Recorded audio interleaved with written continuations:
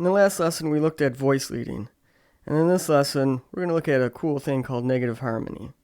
So let's get started. First off, I have to explain how to find the axis. To find the axis, we have to find the note between C and G. The note in between C and G is right here, and that's an E. Now we draw a line right here, and this is our axis. We can kind of think of this as like a number line. The axis is our 0, anything to the left is negative, and anything to the right is positive. So let's look at this in more detail. Our positive value is E, and our negative value would be this note here, which is an E flat. Let's try this for a negative A. A would be this note right here. So let's count down. 1, 2, 3, 4, 5, 6, 7. That gives us our A. And if we count up, 1, 2, 3, 4, 5, 6, 7, this gives us an A sharp. An easier way to look at this is to just use the circle of fifths. And what we're going to do is we're going to put our dividing line right here. So C and G are opposites of each other. F and D are also opposites of each other. And so on down the line. So what do we even do with this? Well, let's look at a basic chord progression. We're going to use the 1-4-5 chord progression, and the key is C major.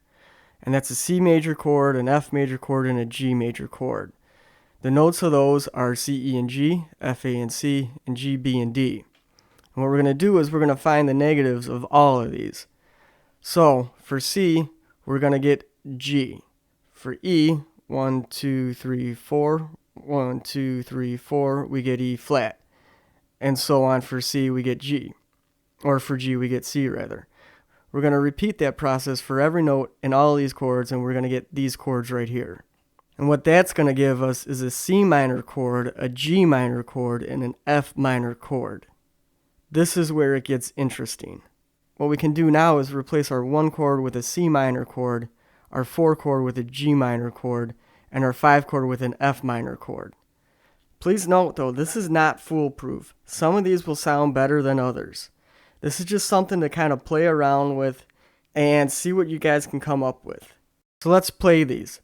Here's the 1-4-5 chord progression.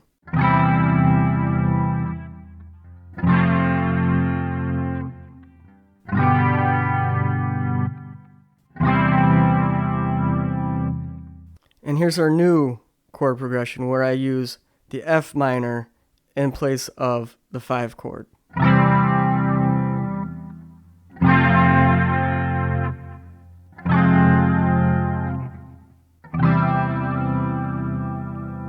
I think that sounds pretty cool. I really hope this helps you guys understand the basics of this, and I recommend you guys look up more videos on what else you guys can do with this, because it's a really cool thing. Alright, so that's it for this playlist. So where can you guys go from here? Well, I'm assuming that you guys have already looked at all these because we're in some advanced topics. If you haven't checked out Advanced Technique yet, check that out. I go over all this stuff right here. Or you guys can check out the Advanced Rhythm playlist where I'm going to go over some odd time signatures, some polyrhythms, and other cool stuff in that one. If you guys have already seen all 3 of these playlists and have already mastered everything in it, go ahead and check out the Guitar Scales playlist. I'm going to go over an overview of scales, a good process on how to learn them, and a fun way to learn them too. So I hope to see you guys there.